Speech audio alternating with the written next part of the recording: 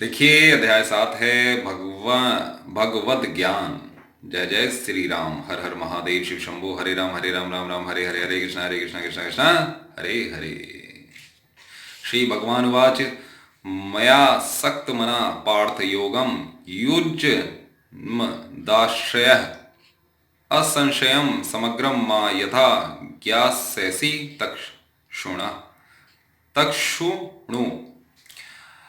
श्री भगवान ने कहा, हे पात्रपुत्र, अब सुनो कि तुम में किस तरह मेरी भावना से पूर्ण होकर और मन को मुझ में आसक्त करके योगाभ्यास करते हुए मुझे पूर्णतया संशय रहित जान सकते हो। श्री कृष्ण भगवान ने कहा है कि हे प्रथापुत्र मतलब हे अर्जुन, अब सुनो कि तुम किस तरह मेरी भावना से पूर्ण होकर और मन को मुझ में आसक्त करके योगाभ्यास करते हुए मुझे पूर्णतया संशय रहित जान सकते हो। तात्पर्य है, भगवत गीता के इस 7वें अध्याय में कृष्ण भावनामृत की प्रकृति का विशद वर्णन हुआ है। कृष्ण समस्त ऐश्वर्यों से पूर्ण है और वे इन्हें किस प्रकार प्रकट करते हैं, इसका वर्णन इसमें हुआ है। इसके अतिरिक्त इस अध्याय में इसका भी वर्णन है कि 4 प्रकार के भाग्यशाली व्यक्ति कृष्ण के प्रति आसक्त होते हैं और 4 प्रकार के भाग्यहीन व्यक्ति कृष्ण की शरण में कभी नहीं आते। प्रथम 6 अध्यायों में जीवात्मा को अभौतिक आत्मा के रूप में वर्णित किया गया है, जो विभिन्न प्रकार के योगों द्वारा आत्म साक्षात्कार को प्राप्त हो सकता है। 6ठे अध्याय के अंत में यह स्पष्ट कहा गया है कि मन को कृष्ण पर एकाग्र करना, या दूसरे शब्दों में कृष्ण भावनामृत ही सर्वोच्च योग है। मन को कृष्ण पर एकाग्र करने से ही मनुष्य परम सत्य को पूर्णतया जान सकता है, अन्यथा नहीं। निर्विशेष ब्रह्म ज्योति अंतर्यामी परमात्मा की अनुभूति परम सत्य का पूर्ण ज्ञान नहीं है, क्योंकि यह आंशिक होती है। कृष्ण ही पूर्ण तथा वैज्ञानिक ज्ञान है और कृष्ण भावनामृत में ही मनुष्य को सारी अनुभूति होती है। पूर्ण कृष्ण भावनामृत में मनुष्य जान पाता है कि कृष्ण ही निसंदेह परम ज्ञान है। विभिन्न प्रकार के योग दो कृष्ण भावनामृत के मार्ग के सोपान सदृश्य हैं। जो व्यक्ति कृष्ण भावनामृत ग्रहण करता है वह स्वतः ब्रह्म ज्योति अथवा परमात्मा के विषय में पूरी तरह जान लेता है। कृष्ण भावनामृत योग का अभ्यास करके मनुष्य सभी वस्तुओं को यथा परम सत्य, जीवात्माएं, प्रकृति तथा साज सामग्री समेत उनके प्रकाट्य को पूरी तरह जान सकता है। अतः मनुष्य को चाहिए कि 6ठे अध्याय के अंतिम श्लोक के अनुसार योग का अभ्यास करे। परमेश्वर कृष्ण पर ध्यान की एकाग्रता को नवधा भक्ति के द्वारा संभव बनाया जाता है, जिसमें श्रवणम अग्रणी एवं सबसे महत्वपूर्ण है। अतः भगवान अर्जुन से कहते हैं, तच्छृणु अर्थात मुझसे सुनो। कृष्ण से बढ़कर कोई प्रमाण नहीं, अतः उनसे सुनने का जिसे सौभाग्य प्राप्त होता है वह पूर्णतया कृष्ण भावना भावित हो जाता है। अतः मनुष्य को या तो साक्षात कृष्ण से या कृष्ण के शुद्ध भक्त से सीखना चाहिए, न कि अपनी शिक्षा का अभिमान करने वाले अभक्त से। परम सत्य श्री भगवान कृष्ण को जानने की विधि का वर्णन श्रीमद् भागवत के प्रथम स्कंद के 2 अध्याय में इस प्रकार हुआ है।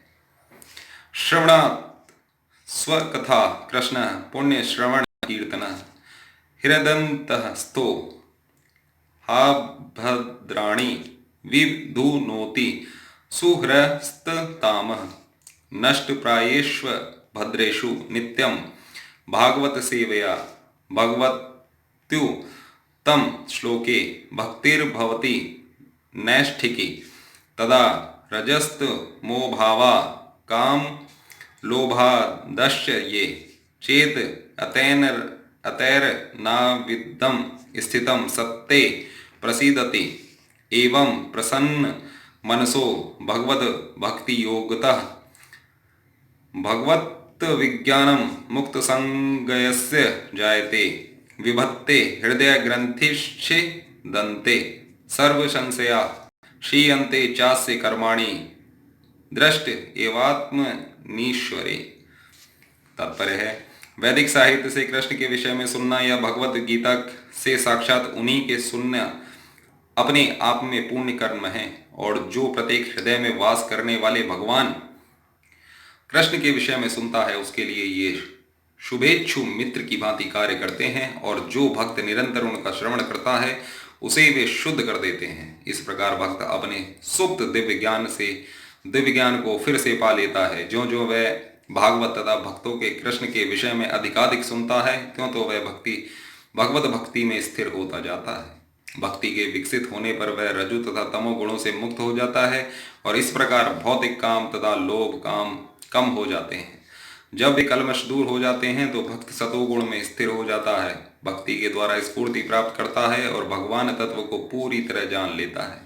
भक्ति योग भौतिक मोह की कठिन ग्रंथि को भेदता है और भक्त को असंशय समग्रम अर्थात परम सत्य श्री भगवान को समझने की अवस्था को प्राप्त कराता है। अतः श्री कृष्ण से या कृष्ण भावना भावित भक्तों के मुखों से सुनकर ही कृष्ण तत्व को जाना जा सकता है। जय जय सिया राम। हर हर महादेव शिव शंभु। हरे राम राम राम हरे हरे, हरे कृष्ण कृष्ण कृष्ण हरे हरे। जय जय सिया राम। ज्ञानम तेहम सविज्ञानमिदं वक्ष्याम्यशेषतः यज् ज्ञात्वा नेह भूयोन्न ज्ञातव्यमवशिष्यते। अर्थात अब मैं तुमसे पूर्ण रूप से व्यवहारिक तथा दिव्य ज्ञान कहूंगा, इसे जान लेने पर तुम्हें जानने के लिए और कुछ भी शेष नहीं रहेगा। श्री कृष्ण भगवान ने अर्जुन से कहा है कि अब मैं तुमसे पूर्ण रूप से व्यवहारिक तथा दिव्य ज्ञान कहूंगा, इसे जान लेने पर तुम्हें जानने के लिए और कुछ भी शेष नहीं रहेगा। जय जय सिया राम। तात्पर्य है पूर्ण ज्ञान में प्रत्यक्ष जगत, इसके पीछे काम करने वाला आत्मा तथा इन दोनों के उद्गम सम्मिलित हैं। यह दिव्य ज्ञान है। भगवान उपर्युक्त ज्ञान पद्धति बताना चाहते हैं क्योंकि अर्जुन उनका विश्वस्त भक्त तथा मित्र है। चतुर्थ अध्याय के प्रारंभ में इसकी व्याख्या भगवान कृष्ण ने की और उसी की पुष्टि यहाँ पर हो रही है। भगवत भक्त द्वारा पूर्ण ज्ञान का लाभ भगवान से प्रारंभ होने वाली गुरु परंपरा से ही किया जा सकता है। अतः मनुष्य को इतना बुद्धिमान तो होना ही चाहिए कि वह समस्त ज्ञान के उद्गम को जान सके, जो समस्त कारणों का कारण है और समस्त योगों में ध्यान का एकमात्र लक्ष्य है। जब समस्त कारणों के कारण का पता चल जाता है तो सभी ज्ञेय वस्तुएं ज्ञात हो जाती हैं और कुछ भी अज्ञेय नहीं रह जाता। वेदों का कहना है कस्मिन् भगवो विज्ञायते सर्वमिदं विज्ञातं भवति। मनुष्याणां सहस्रेषु कश्चित् दत्तति सिद्धये यत् तामपि सिद्धानां कश्चिन् मा वेत्ति तत्त्वतः। अर्थात कई हजार मनुष्यों में से कोई एक सिद्धि के लिए प्रयत्नशील होता है और इस तरह सिद्धि प्राप्त करने वालों में से विरला ही कोई एक मुझे वास्तव में जान पाता है। जय जय सिया राम। हर हर महादेव शिव शंभु। हरे राम राम राम हरे हरे, हरे कृष्ण कृष्ण कृष्ण हरे। तात्पर्य है मनुष्य की विभिन्न कोटियां हैं और हजारों मनुष्यों में से शायद विरला मनुष्य ही यह जानने में रुचि दिखाता है कि आत्मा क्या है, शरीर क्या है और परम सत्य क्या है। सामान्यतया मानव आहार, निद्रा, भय तथा मैथुन जैसी पशु वृत्तियों में लगा रहता है और मुश्किल से कोई एक दिव्य ज्ञान में रुचि रखता है। गीता के प्रथम 6 अध्याय उन लोगों के लिए हैं जिनकी रुचि दिव्य ज्ञान में, आत्मा परमात्मा तथा ज्ञान योग ध्यान योग द्वारा अनुभूति की क्रिया में तथा पदार्थ से आत्मा के पार्थक्य को जानने में है। किंतु कृष्ण तो केवल उन्हीं व्यक्तियों द्वारा ज्ञेय हैं जो कृष्ण भावना भावित हैं। अन्य योगी निर्विशेष ब्रह्म अनुभूति प्राप्त कर सकते हैं क्योंकि कृष्ण को जानने की अपेक्षा यह सुगम है। कृष्ण परम पुरुष हैं किंतु साथ ही वे ब्रह्म तथा परमात्मा ज्ञान से परे हैं। योगी तथा ज्ञानी जन कृष्ण को नहीं समझ पाते। यद्यपि महानतम निर्विशेषवादी मायावादी शंकराचार्य ने अपनी गीता भाष्य में स्वीकार किया है कि कृष्ण भगवान है, किंतु उनके अनुयायी से स्वीकार नहीं करते क्योंकि भले ही किसी को निर्विशेष ब्रह्म की दिव्य अनुभूति क्यों ना हो, कृष्ण तो जान पाना अत्यंत कठिन है।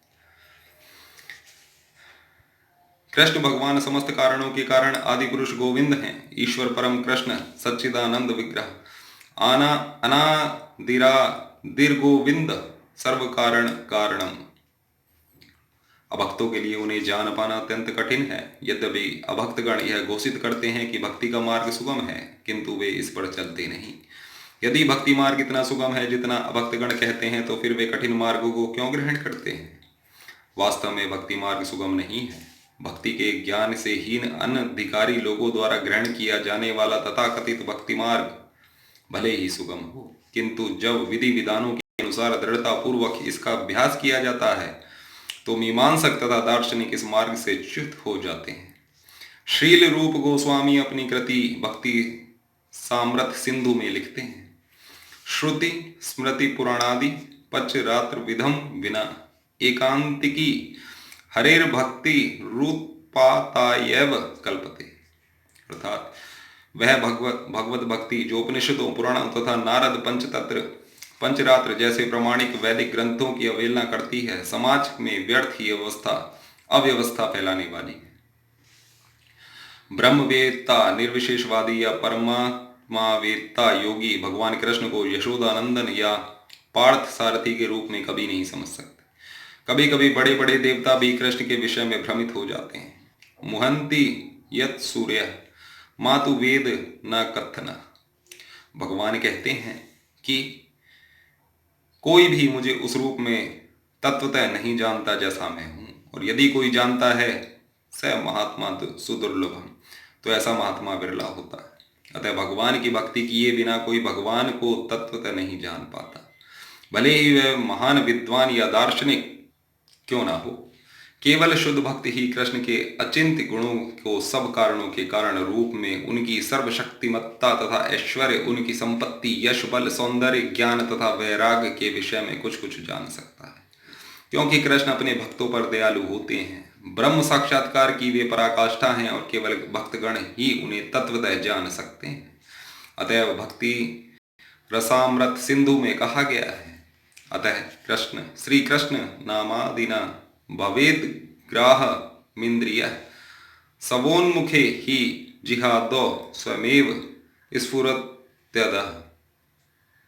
कुंठित इंद्रियों के द्वारा कृष्ण को तत्वतः नहीं समझा जा सकता, किंतु भक्तों द्वारा की गई अपनी दिव्य सेना से प्रसन्न होकर वे भक्तों को आत्म तत्व प्रकाशित करते हैं।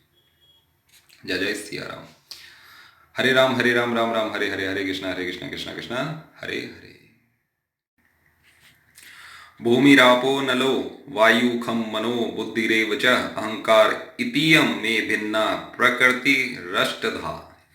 अर्थात पृथ्वी जल अग्नि वायु आकाश मन बुद्धि तथा अहंकार, ये 8 प्रकार से विभक्त मेरी भिन्ना अपार प्रकृतियां हैं, अपरा प्रकृतियां हैं। और फिर से देखिए, पृथ्वी जल अग्नि वायु आकाश मन बुद्धि तथा अहंकार, ये 8 प्रकार से विभक्त मेरी भिन्ना अपरा प्रकृतियां हैं। तात्पर्य है, ईश्वर विज्ञान भगवान की स्वाभाविक स्थिति तथा उनकी विधियां शक्तियों का विश्लेषण करता है। भगवान के विभिन्न पुरुष अवतारों विस्तारों की शक्ति को प्रकृति कहा जाता है, जैसा कि सात्व तंत्र में उल्लेख मिलता है। विष्णोस्तु त्रीणि रूपाणि पुरुषाख्यान्यथो विदु एकम तु महता सृष्ट द्वितीयम त्वंड संस्थितम तृतीयम सर्वभूतस्थम तानि गात्वा विमुच्यते। अर्थात सृष्टि के लिए भगवान कृष्ण का श्वास 3 विष्णुओं का रूप धारण करता है।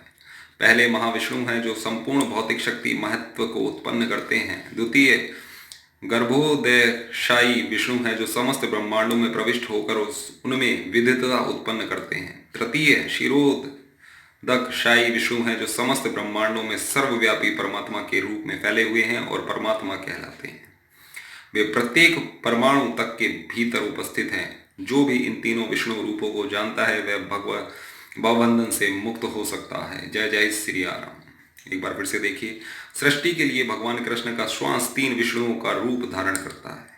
पहले महाविष्णु हैं जो संपूर्ण भौतिक शक्ति महत्व को उत्पन्न करते हैं। द्वितीय गर्भोदयशायी विष्णु हैं जो समस्त ब्रह्मांडों में प्रविष्ट होकर उनमें विविधता उत्पन्न करते हैं। तृतीय क्षीरोदकशायी विष्णु हैं जो समस्त ब्रह्मांडों में सर्वव्यापी परमात्मा के रूप में फैले हुए हैं और परमात्मा कहलाते हैं। वे प्रत्येक परमाणु तक के भीतर उपस्थित हैं। जो भी इन तीनों विष्णु रूपों को जानता है वह भवबंधन से मुक्त हो सकता है।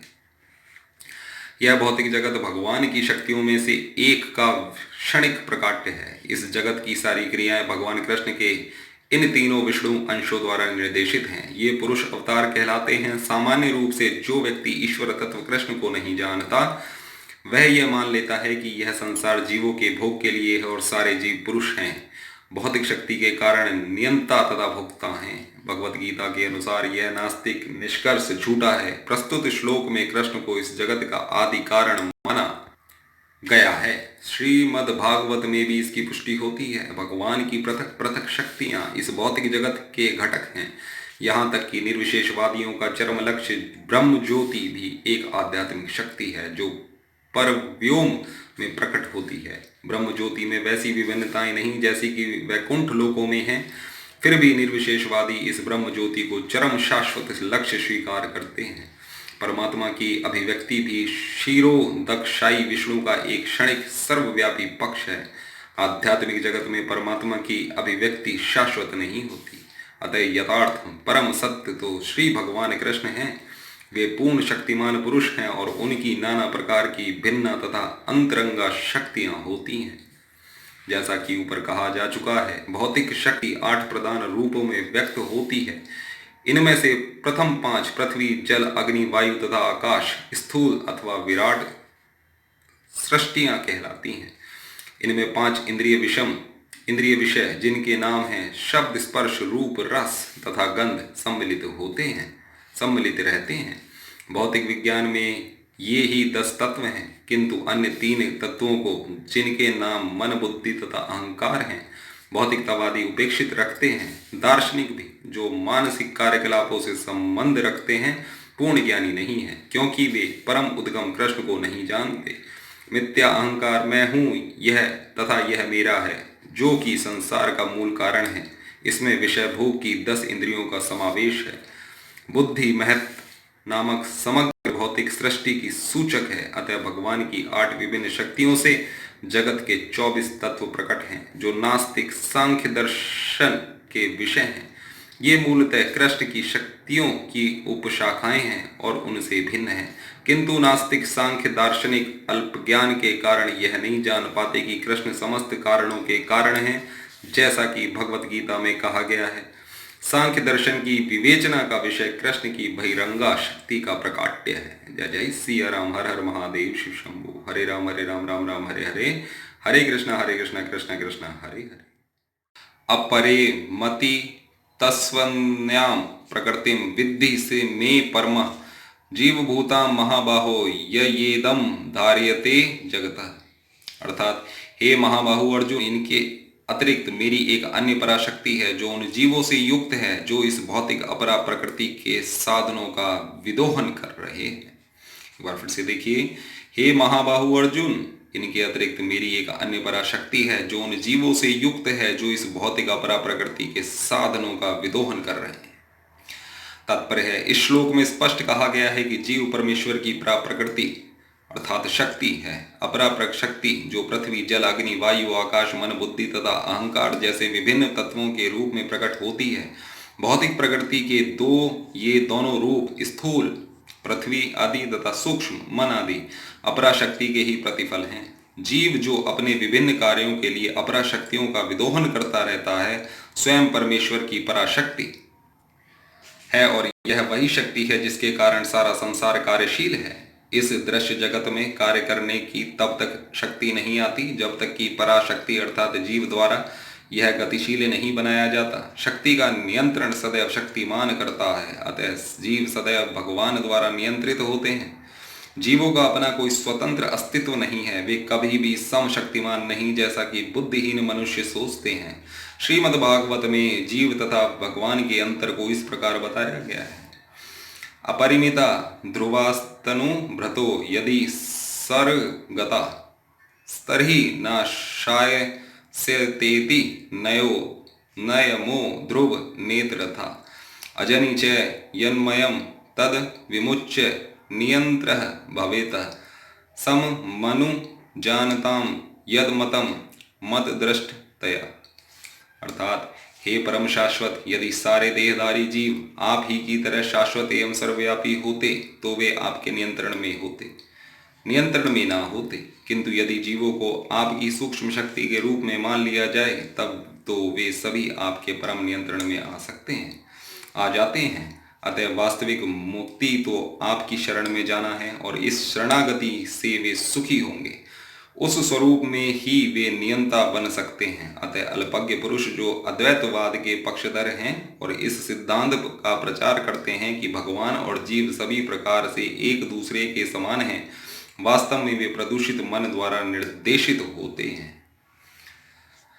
परमेश्वर कृष्ण ही एकमात्र नियंता हैं और सारे जीव उन्हीं के द्वारा नियंत्रित हैं। सारे जीव उनकी पराशक्ति हैं क्योंकि उनके गुण परमेश्वर के समान हैं, किंतु वे शक्ति की मात्रा के विषय में कभी भी समान नहीं हैं।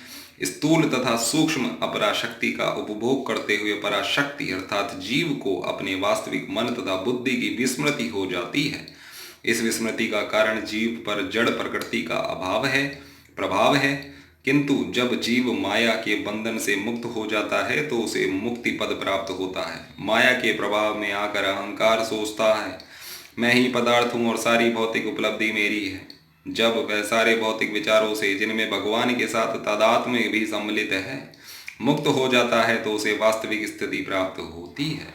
अतः यह निष्कर्ष निकाला जा सकता है कि गीता जीव को कृष्ण की अनेक शक्तियों में से एक मानती है, और जब तक शक्ति भौतिक कलमश से मुक्त हो जाती है तो यह पूर्णतया कृष्ण भावना भावित या बंधन मुक्त हो जाती है। जय जय सिया राम। हर हर महादेव। शिव शंभु। हरे राम राम राम हरे हरे, हरे कृष्ण कृष्ण कृष्ण हरे हरे। अपरे मति तस्वन्याम प्रकृतिम विद्धि से मे परम जीवभूता महाबाहो येदम धार्यते जगत। अर्थात हे महाबाहु अर्जुन, इनके अतिरिक्त मेरी एक अन्य पराशक्ति है जो उन जीवों से युक्त है जो इस भौतिक अपरा प्रकृति के साधनों का विदोहन कर रहे हैं। एक बार फिर से देखिए, हे महाबाहु अर्जुन, इनके अतिरिक्त मेरी एक अन्य पराशक्ति है जो उन जीवों से युक्त है जो इस भौतिक अपरा प्रकृति के साधनों का विदोहन कर रहे हैं। तात्पर्य है, इस श्लोक में स्पष्ट कहा गया है कि जीव परमेश्वर की प्रकृति अर्थात शक्ति है। अपरा शक्ति जो पृथ्वी, जल, अग्नि, वायु, आकाश, मन, बुद्धि तथा अहंकार जैसे विभिन्न तत्वों के रूप में प्रकट होती है। भौतिक प्रकृति के ये दोनों रूप स्थूल पृथ्वी आदि तथा सूक्ष्म मन आदि अपरा शक्ति के ही प्रतिफल हैं। जीव जो अपने विभिन्न कार्यों के लिए अपरा शक्तियों का विदोहन करता रहता है, स्वयं परमेश्वर की पराशक्ति है, और यह वही शक्ति है जिसके कारण सारा संसार कार्यशील है। इस दृश्य जगत में कार्य करने की तब तक शक्ति नहीं आती जब तक कि पराशक्ति अर्थात जीव द्वारा यह गतिशील नहीं बनाया जाता। शक्ति का नियंत्रण सदैव शक्तिमान करता है, अतः जीव सदैव भगवान द्वारा नियंत्रित होते हैं। जीवों का अपना कोई स्वतंत्र अस्तित्व नहीं है, वे कभी भी समशक्तिमान नहीं, जैसा कि बुद्धिहीन मनुष्य सोचते हैं। श्रीमद् भागवत में जीव तथा भगवान के अंतर को इस प्रकार बताया गया है।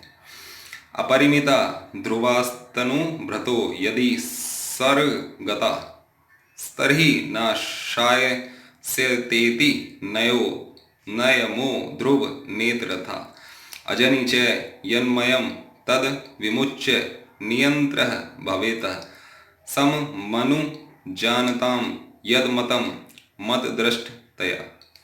अर्थात, हे परम शाश्वत, यदि सारे देहधारी जीव आप ही की तरह शाश्वत एवं सर्वव्यापी होते तो वे आपके नियंत्रण में ना होते, किंतु यदि जीवों को आपकी सूक्ष्म शक्ति के रूप में मान लिया जाए तब तो वे सभी आपके परम नियंत्रण में आ जाते हैं। अतः वास्तविक मुक्ति तो आपकी शरण में जाना है और इस शरणागति से वे सुखी होंगे। उस स्वरूप में ही वे नियंता बन सकते हैं। अतः अल्पज्ञ पुरुष जो अद्वैतवाद के पक्षधर हैं और इस सिद्धांत का प्रचार करते हैं कि भगवान और जीव सभी प्रकार से एक दूसरे के समान हैं, वास्तव में वे प्रदूषित मन द्वारा निर्देशित होते हैं।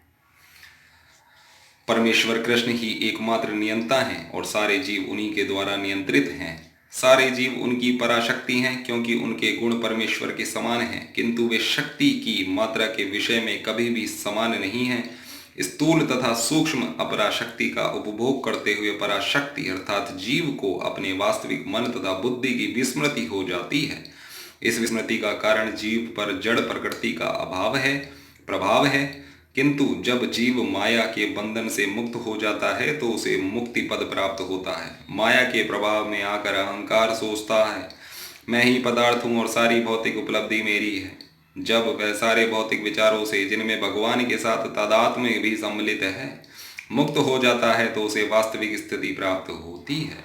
अतः यह निष्कर्ष निकाला जा सकता है कि गीता जीव को कृष्ण की अनेक शक्तियों में से एक मानती है, और जब तक शक्ति भौतिक कलमश से मुक्त हो जाती है तो यह पूर्णतया कृष्ण भावना भावित या बंधन मुक्त हो जाती है। जय जय सिया राम। हर हर महादेव। शिव शंभु। हरे राम राम राम हरे हरे, हरे कृष्ण कृष्ण कृष्ण हरे हरे।